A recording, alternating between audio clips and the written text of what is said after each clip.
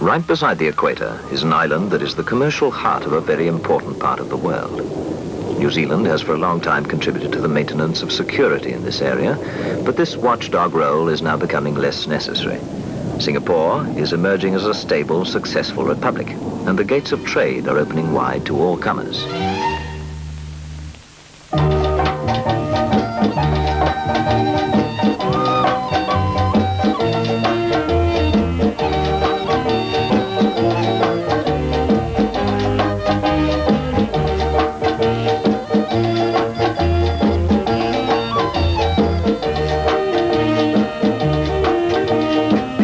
Independent for 18 months, Singapore is the richest of the poor nations, with the highest overall standard of living in Southeast Asia. Nobody starves here, and there are few who do not have a roof over their heads. The economy is steadily improving, and with it the lot of the average Singaporean. A modern city is gradually emerging from the early structures of a tropical trading post, a city which draws its architectural attributes from three Asiatic culture streams: Chinese, Malay, and Indian. Singapore lies at the southern tip of the Malayan Peninsula. The city was nothing more than a fishing village until the British East India Company acquired the island in 1824. Behind this move was Sir Stamford Raffles, who recognized the importance of Singapore's location as the geographic center of trade for Asia and the Far East, and established a trading post at the mouth of the Singapore River. Some signs of British colonization are still to be seen.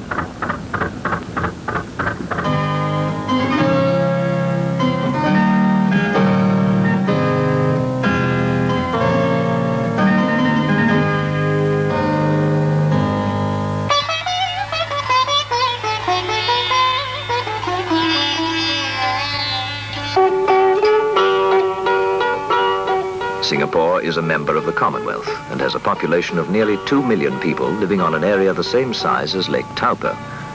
They speak 4 languages: Chinese, Malay, Tamil, and English, and live together in comparative harmony. Most speak a little of one other language besides their own. Many are multilingual.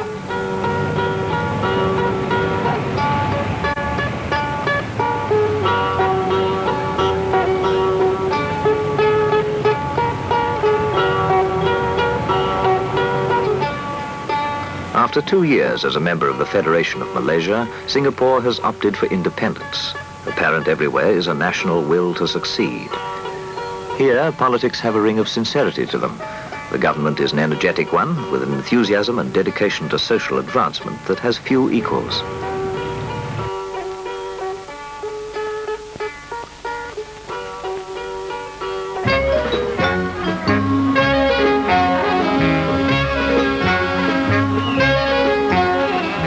Housing is one of the government's largest social programs. Many acres of multi-story flats are being completed at the rate of 1 flat every 45 minutes.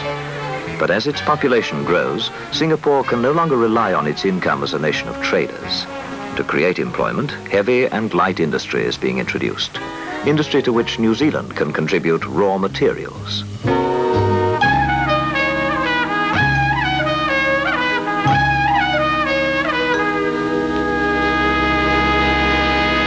But economic expansion is not enough, and a responsible attitude towards birth control is encouraged.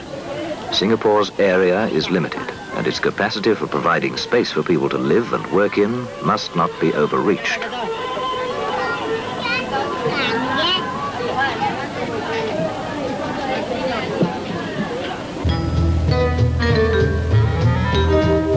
The security which Singapore now boasts is the result of much hard work, coordination and planning.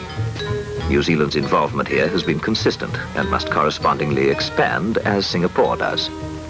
Singapore is the main clearing point for trade with Malaysia and the other countries of Southeast Asia, geographically Australasia's nearest neighbors.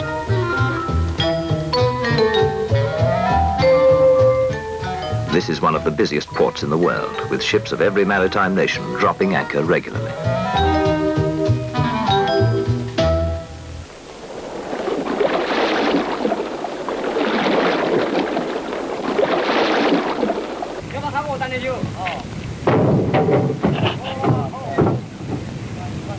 Singapore is traditionally a nation of traders.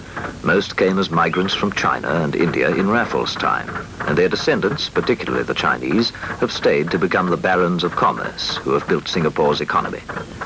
Singapore's policy of trade with all willing countries brings her a great variety of bartering partners. Since the cessation of Indonesia's confrontation policy on Malaysia, a form of trade has been carried on between Singapore and the closer parts of Indonesia. To a special closed area of the harbour, small Indonesian craft from outlying islands come bearing copra, rubber and temperate zone vegetables grown in the highlands of Sumatra. The traders' voyages range from a few hours to 9 days. Some may have the aid of an outboard motor, but for most it's just plain hard labour.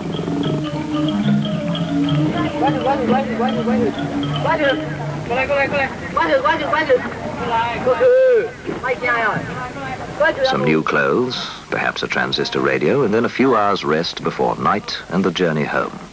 One more way in which Singapore is expanding her commercial frontiers.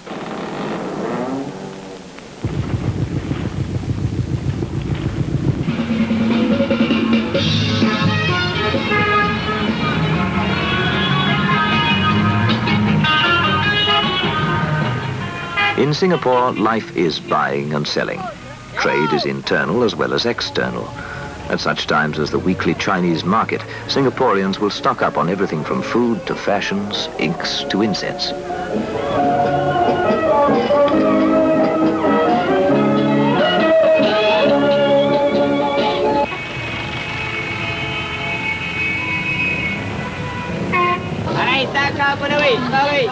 To a degree, New Zealand products are to be found through the markets of Singapore. Apples in particular seem to be very popular with tourists and natives alike. But this trade should be, and is, only a beginning.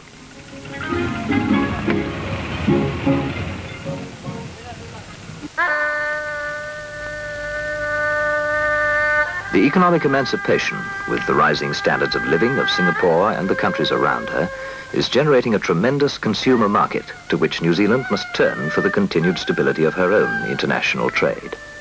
The peoples of Southeast Asia and New Zealand must become increasingly dependent upon each other for future financial security.